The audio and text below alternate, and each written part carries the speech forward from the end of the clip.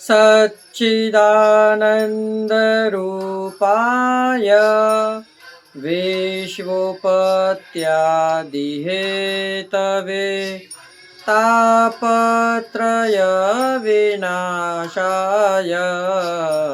श्रीकृष्णाय वयं नमः।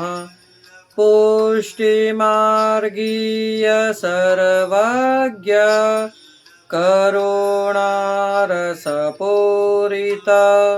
श्रेष्ठफलप्रदाता च तस्मै श्रीगुरुवे नमः। जय श्री कृष्ण, राधे राधे। जय श्री वल्लभ प्रियजनों, दास का प्रणाम स्वीकार करें। आज दास उपस्थित है आपके सामने एक अलौकिक प्रसंग लेकर।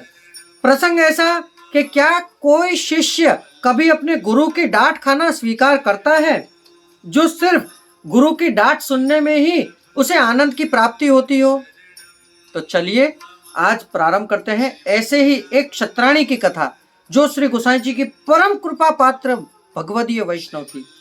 कथा प्रारंभ करने से पहले दास आपसे नित्य की तरह निवेदन करना चाहेगा कि ऐसी ही सुंदर सुंदर और आनंद पूर्वक कथाओं का रसपान करने के लिए हमारे चैनल को शेयर करिए। हो सके कमेंट बॉक्स में राधे राधे, जय श्री कृष्ण, जय श्री वल्लभ लिखिए और लाइक करके शेयर अवश्य करिए, जिससे और प्रिय वृंद भी इसका लाभ प्राप्त कर सके। तो चलिए शुरू करते हैं आज की कथा।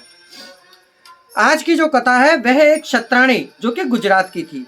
कहते हैं ये क्षत्राणी श्री गोसाई जी की सेवकनी थी और इनका भाव इस प्रकार है कि ये एक राजस भक्त है।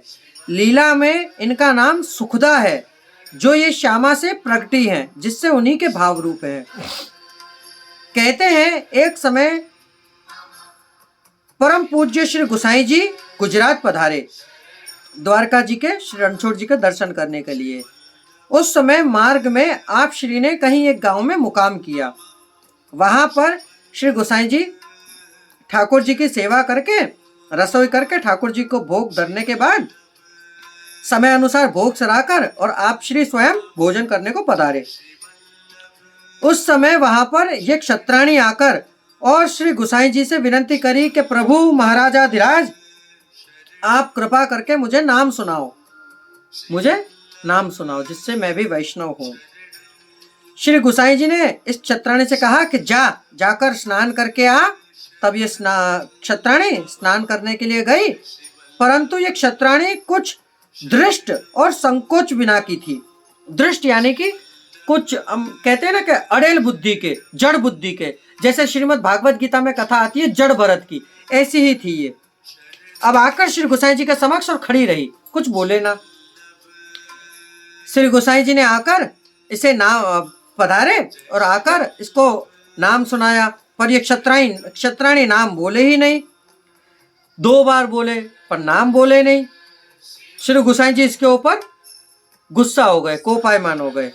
क्यों रे क्यों, बहरी है क्या? ये मुंह से कुछ बक नहीं रही है? वैसे तो लौकिक की बहुत पंचायत करती है, पर नाम नहीं बोल रही है। तब ये क्षत्राणी श्री गोसाई जी के मुंह से इतना सुनने के बाद और बोली, वारी जाऊं महाराजाधिराज, जय हो। इसीलिए मैं कुछ नहीं बोल रही थी कि मुझे आप श्री का यही तो क्रोध, सुंदर क्रोध देखना था। श्री गोसाई जी इसकी इस बात पर बहुत प्रसन्न हुए। क्यों? भाव प्रकाश इसमें यह बताता है कि इसको श्री गोसाई जी के क्रोध के गुण मानने थे। गोसाई जी के क्रोध को भी इसने एक गुण माना, इसलिए गोसाई जी इसके ऊपर बड़े प्रसन्न हुए। अगले दिन गोसाई जी ने इसे नाम निवेदन कराया और फिर इसने विनती करी कि हे प्रभु, हे करुणा सागर दीनदयाल महाराजाधिराज, आप मुझे ठाकुर जी की सेवा पधरा दो। तब आप श्री ने इसके ऊपर कृपा करी और ठाकुर जी की सेवा पधरा दी। सेवा पधराकर सेवा की सारी रीत इसे सिखाई। फिर तो ये खूब सुंदर तरह से ठाकुर जी की सेवा करती और इसने श्री ठाकुर गोसाई जी को और श्री गोवर्धन नाथ जी के लिए भेंट बांध दी। फिर विदाई लेकर श्री गोसाई जी वहां से गोकुल पधारे। ये बाई भी क्षत्राणी भी ठाकुर जी की खूब सुंदर तरह से सेवा करती और प्रभु भी इसे सहानुभाव जताने लगते। जिस प्रकार कुछ आवश्यकता होती तो प्रभु को जैसे कुछ भी सामग्री आरोग्य हो तो इससे कहते समक्ष, देखिए प्रियजनों, आज से कुछ 400 या 500 वर्ष पूर्व ऐसे ऐसे परम भगवदीय वैष्णव थे कि इस कलयुग में भी ठाकुर जी इन्हें सहानुभाव जताते। कलयुग केवल नाम आधारा, सुमिर सुमिर नर उतर ही पारा। यदि 24 घंटे में आप 8 घंटे की नींद करने के बाद निरंतर प्रभु नाम में रहेंगे तो इस कलयुग में भी प्रभु आपको सहानुभाव जताएंगे, स्वप्न में दर्शन देंगे, पर देंगे ये अवश्य है। तो प्रियजनों, ये क्षत्राणी श्री गोसाई जी की ऐसी परम कृपा पात्र भगवदीय वैष्णव थी कि इनकी कथा जहां तक कहे वहां तक कम है। तो ये थी श्री गोसाई जी की एक वैष्णव क्षत्राणी की कथा। कथा सुनकर आपको आनंद की अनुभूति हुई हो तो हमारे चैनल को शेयर अवश्य करिएगा, जिससे और लोग भी ये कथाओं का रसपान कर सके। अब दास को आज्ञा दीजिए, कल पुनः मुलाकात होगी नई कथा के साथ। जय श्री कृष्णा, राधे राधे, जय श्री वल्लभ अस्तु।